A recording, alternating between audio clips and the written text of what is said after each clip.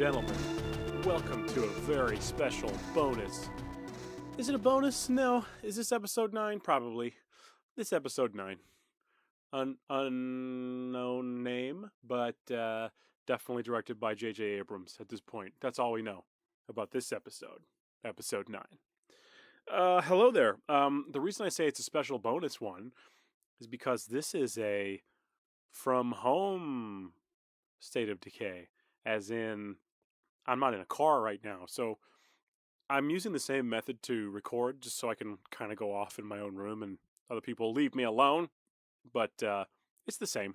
It's the same, so it's not going to sound, it's not the best recorder in the world, but I think it'll get the job done in a nice way. How are you? It's been a couple of days. I've had several days off from work. It's been delightful. I'm a little bit recharged, a little bit. I had to do a lot of days in a row to get there, but now I'm good. I'm feeling good. Got a long one tomorrow though. Open to close. Anyway, we well, there's no way around it. We watched Justice League last night, and I did not like it. I did not like most of it. I don't know how in depth I'm gonna go, because I know some people did like it, but personally, I was not a fan. It just didn't really do anything for me. There were so many things that felt weird, out of place, wrong. I just wasn't buying it. I still think, I don't know, how is it pronounced Gal Gadot? Or someone told me it was Gail Gadot. Is that true? Someone tell me, please. She's fantastic as Wonder Woman. There's no better. She's great. Ben Affleck, I don't really care about either way. He doesn't offend me, but he's not, I don't know. He wouldn't be my first choice. He's fine. I like Alfred. God, what is this? Jeremy Irons. He's awesome. He's really good as Alfred. He's good. I think he just as good as Michael Caine or the original dude. All the Alfreds have been pretty solid though. I like them all. What else? Most of them, like the first thing I saw was Batman on a roof chasing a guy, and I'm like, okay, fine. But then there's this really horrible CG, like insect-looking CG character, and like really bad dialogue, and just I did not. There's like every big action scene in the movie is just like CG fest, swarms of aliens coming from a hole in the sky. It's every movie. Avengers has that. Like all these big superhero movies have it. The Thor movies have it. I think Guardians has that at some point. Like they all have it, and I'm just getting sick of this. Like every creature being CG, every enemy being CG, and like I thought Steppenwolf was mostly lame. He didn't really do, again, like just a weird CG Wonder Woman fighting a weird CG villain doesn't do anything for me anymore. I don't know why, but the action scenes felt terrible. There was one effect that I liked. It reminded me of remember glowworms? They're like, you do them around 4th of July. They're not fireworks, but they're things you light on fire, and they look like the size of a pill or like a mint, like a small little mint or something. And you put them on the ground, and then you light them on fire, and it seems to make like a worm grow out of the ground, and they're like glowing as they come out. Those are great. There was an effect like that where they were like purpley and orangey glowworms, kind of. I like that effect. That was fun. I thought Flash was good. He was maybe the best of the new people. I guess technically he's not new. He was in Batman vs Superman, but yeah, didn't love that one either. The music was done by Danny Elfman, and I thought that was strange when I saw it. I was like, oh, at the beginning it's Danny Elfman. Interesting. Well, he did some of the old Batman, and like so he's got a feel for Batman. But I felt like he was out of place. There were certain moments when I heard the music, and I'm like, why is that here? It sounds like they're trying to go for one thing in the music, and then the action I'm seeing is another thing. It seems like it's tonally all over the place. There were scenes I liked. There were things about it that I did like. But it was far more negative than positive for me. And I a couple of times yelled at the TV. Yeah. I thought Aquaman was fine. The casting is mostly fine. There's not really anybody that I didn't like in the movie. I don't know. I just I've enjoyed the Marvel movies more, though. I think I said before I have a bit of a fatigue with those. So I don't know. I don't know what it is. Also, this is related to movies in general. You know, in movies when there's going to be a heist or there's going to be some kind of something in a building with cameras, and the person will walk up, put their face in the camera, and then like spray paint over it. Doesn't that doesn't that still sort of defeat the purpose? They're still going to be identifiable. Like they will have seen, like, oh, that looks like a man, or we can judge their height. They're about this tall. They're still leaving evidence. Wouldn't you want to disable the cameras without being on them? You know what I mean? I don't know why I thought of that, but when you see that shot of them just spray painting a camera, like to disguise their crime or whatever, but you still see who did it, so people know what the crime is. I don't know. Maybe I'm missing the point. And I'm not even talking about a specific movie. I've just seen it happen so many times. It's a real problem with today's world, and I don't like it. I'm not going to stand for it anymore. I'm going to sit down. So we were watching Justice League, and I'm like, man, I don't know. These action scenes aren't really doing it for me. I've seen better action scenes in like television shows. And one example comes to mind. If you've seen the Daredevil TV show, season 1 and season 2 both have amazing action. There's some amazing fight scenes where like no CG necessary, highly trained and skilled stuntmen beating the crap out of each other, and really well thought out cinematography on less of a budget. Far more effective, in my opinion. There's a scene, I'll link it, I'm sure I'll find a clip of it. There's a fight scene in particular in Daredevil season 2 where he's fighting, and if you haven't seen it and you don't want to know, skip ahead 30 seconds or something, but Daredevil is forced to fight an entire biker gang in a like apartment complex, and but he's been tied up, and there's a gun duct taped to his. Oh, what? Where did that yarn come from? What happened? Oh, what's going on? There's a gun duct taped to his hand for story reasons, and there's a chain like attached to his other hand that he can't get off. So like they both become weapons. The gun's not loaded, but he's like punching people with it. It's excellent. It's a really good example of what you can do with action. Now I understand Justice League, the action's bigger, the action's more not cosmic, but the action needs to be a little larger. I understand that, but that doesn't mean that the scenes weren't effective, though. I don't know how you could improve them. I don't know if it's just better CG or less of it, or if it's just the way it was shot.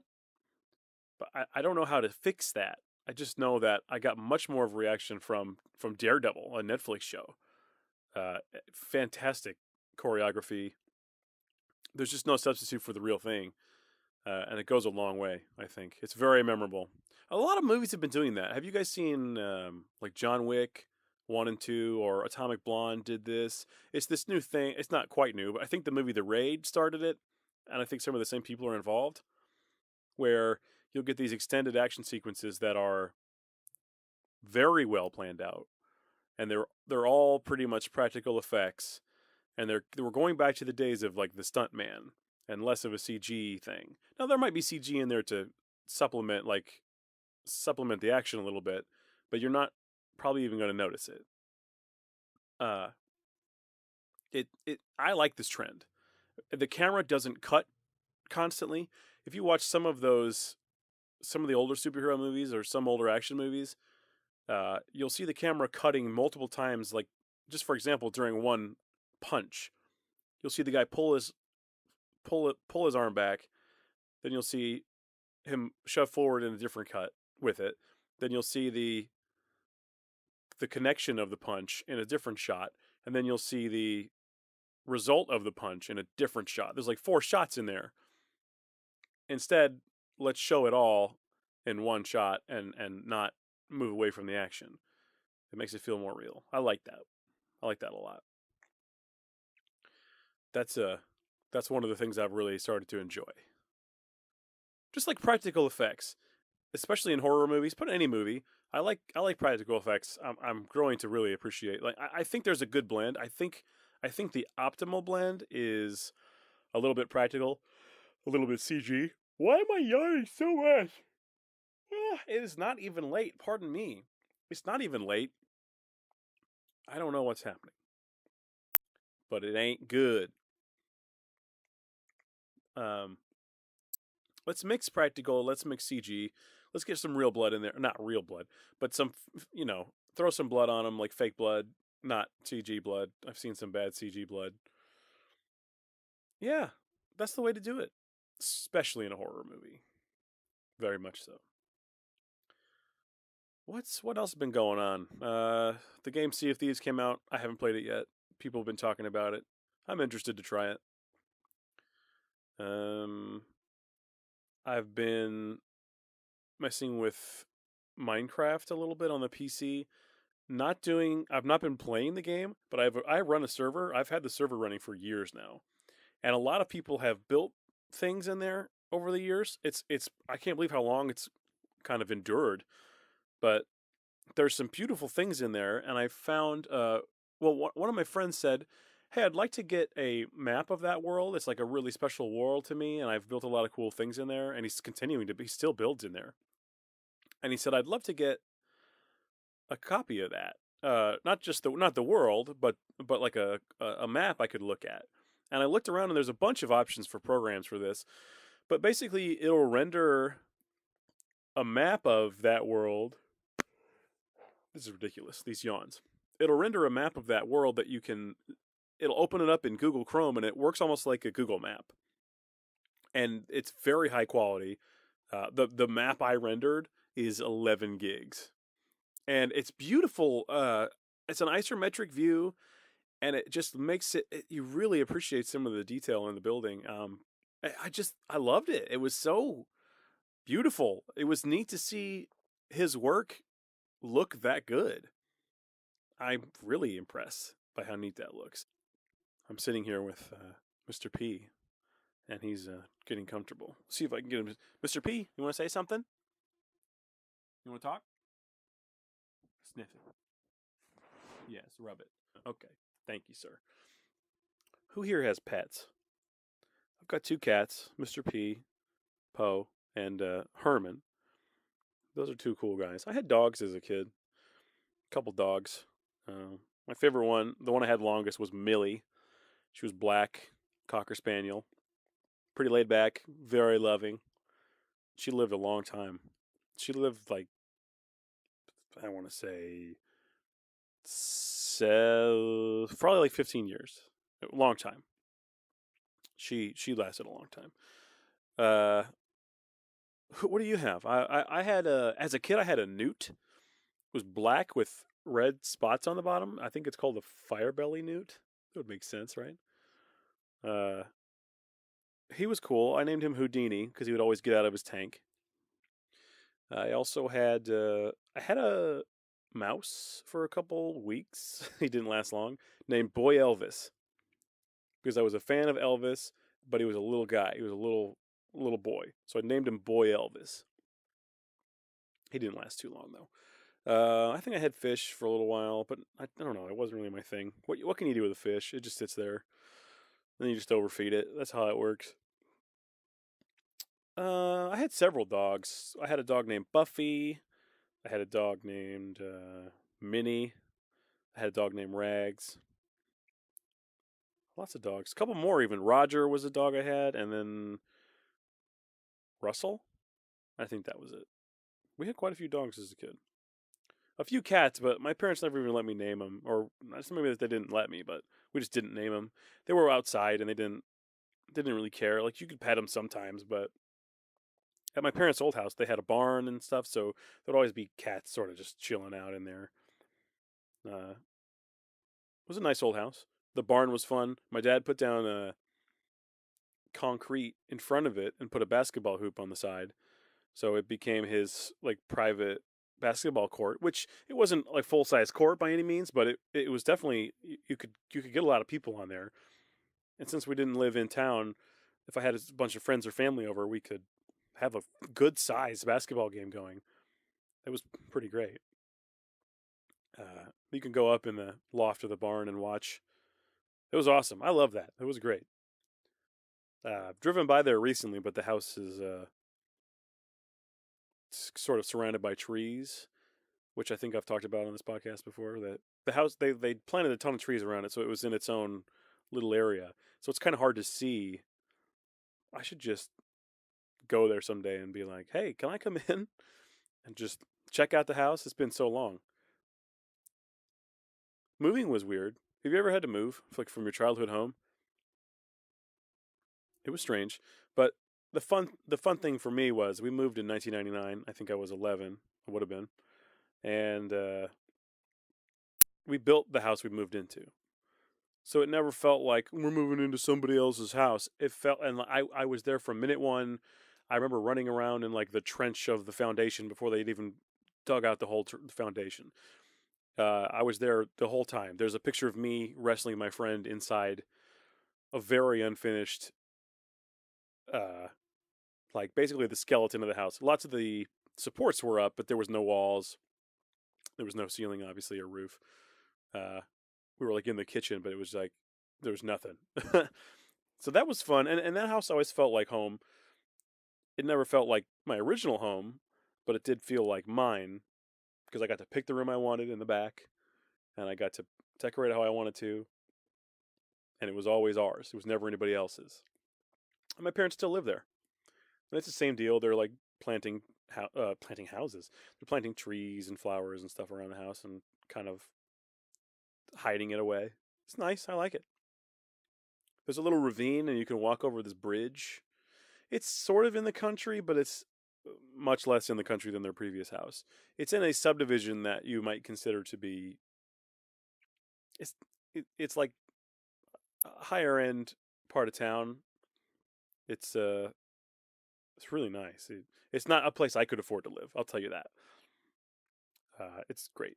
And there's a big you can cross this little bridge that my dad made over this ravine. It's a small one, and you can go into. They have this whole other like big section of land across the bridge where it's just a bunch of trees they've planted. It's almost like a maze. It's nice.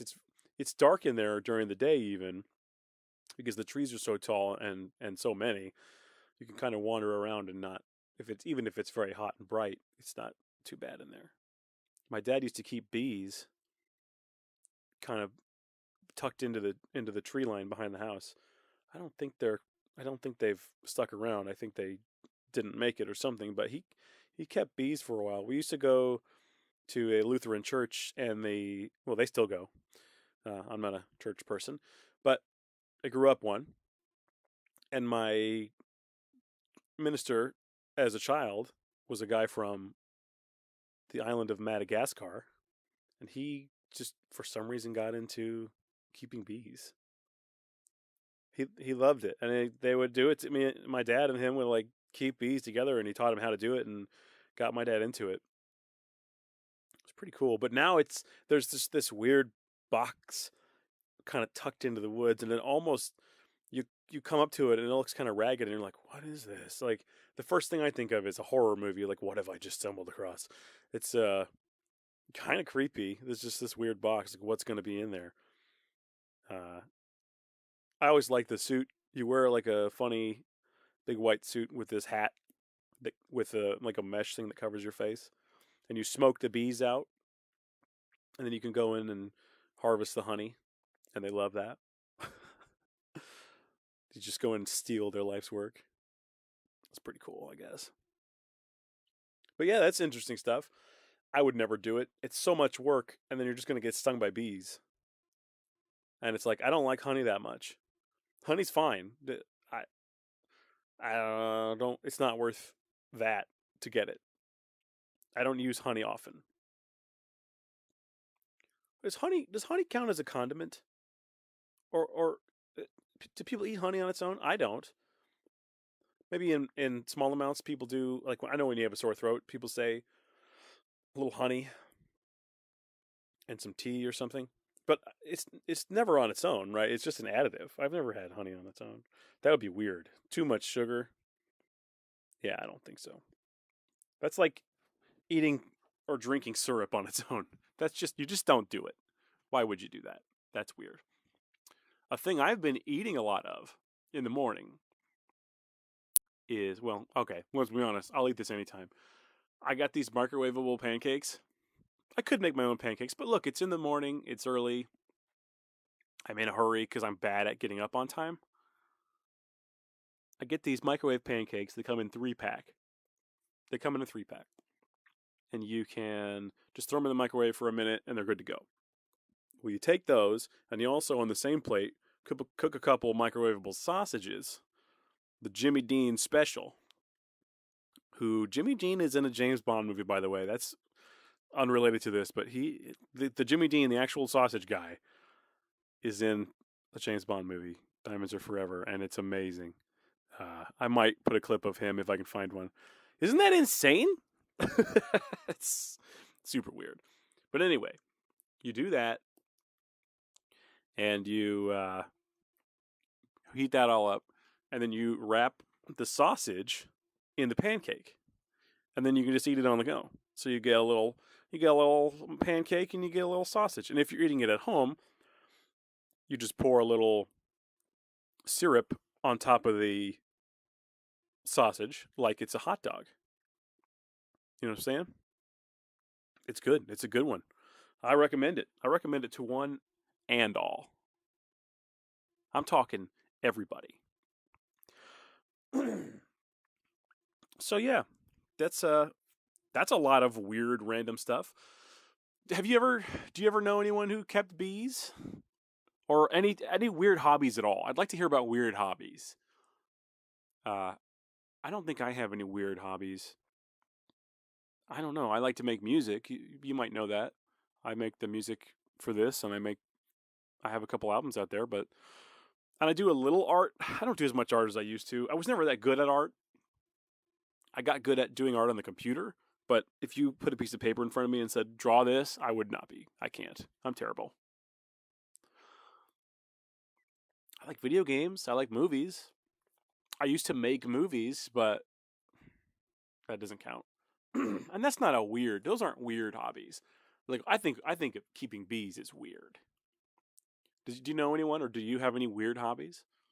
Or like collect anything strange? Any weird stuff? Let me know. I'd like to talk about it.